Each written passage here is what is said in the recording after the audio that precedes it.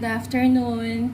Welcome back to my channel. My name is Jane. Magluluto ako ngayon ng adobo. Spicy adobo. Okay? Ito yung chicken na gagamitin. Lahat yan breast, 2 pirasong chicken yan.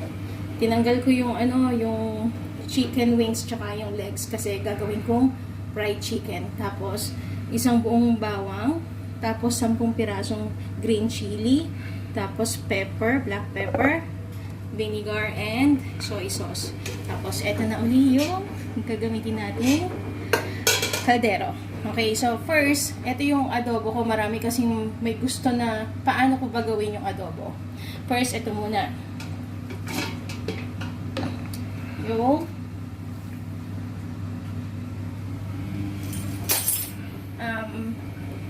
manok. Okay? Then, ilalagay ko itong bawang.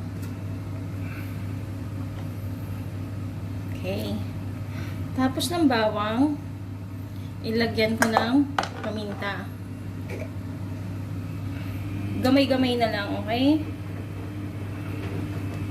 Tapos ng paminta, ito na, yung sikreto. 1:1. Okay? Isang toyo.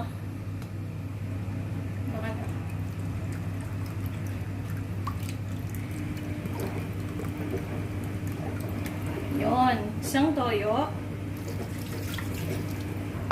Okay.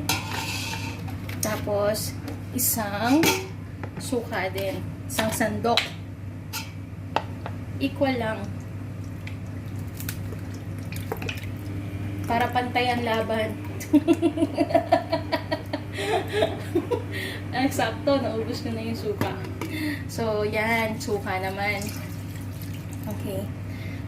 Tapos niyan, ilagay ko na rin ang sili. Yan, maanghang yan ha. Magpugas ng kamay. Kasi nakakamay lang ako. Okay. Tapos ngayon, ilagay na natin siya sa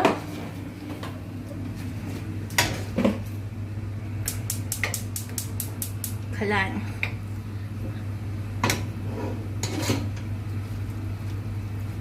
Ganda. Tapos, takpan muna natin siya. Okay, siguro pag kumulo yan, lagyan natin siya ng konting tubig para talagang lutong-luto.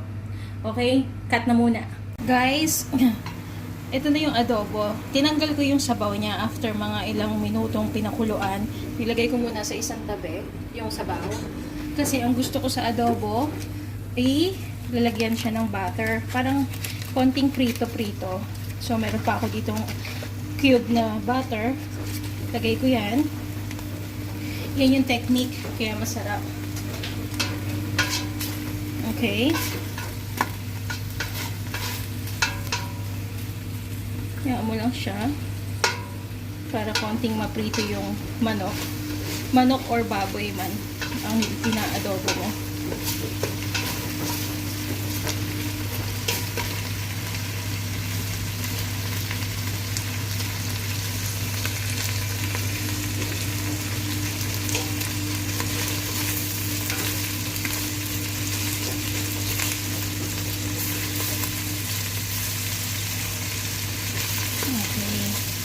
Tapos, ang technique pa dyan, isang Knorr cubes. Depende sa inyo, isa or kalahati lang habang siya ay piniprito nyo.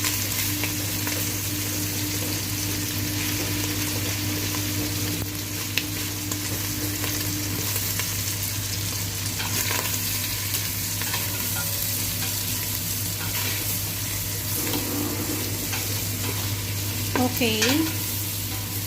Basta prito-prito lang ng konti. Naminikit na siya. Importante kasi dyan yung malasahan yung butter tsaka yung Knorr cubes Okay na yan. Tapos, ibabalik natin ang sabaw. Ibabalik natin yung sabaw dito sa kaldero.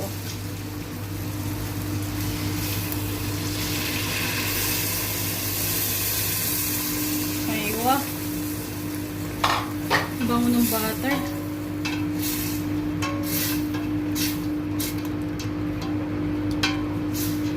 Sobrang anghang niya kasi gawa ng 10 ba naman yung sili. Sino ba mahihilig sa maanghang? Comment down below.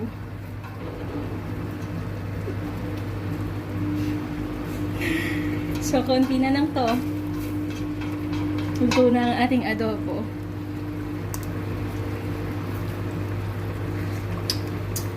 Sarap. Cut. Guys, ayan na. Luto na siya. Sarap. Yum, yum, yum. Tikiman time.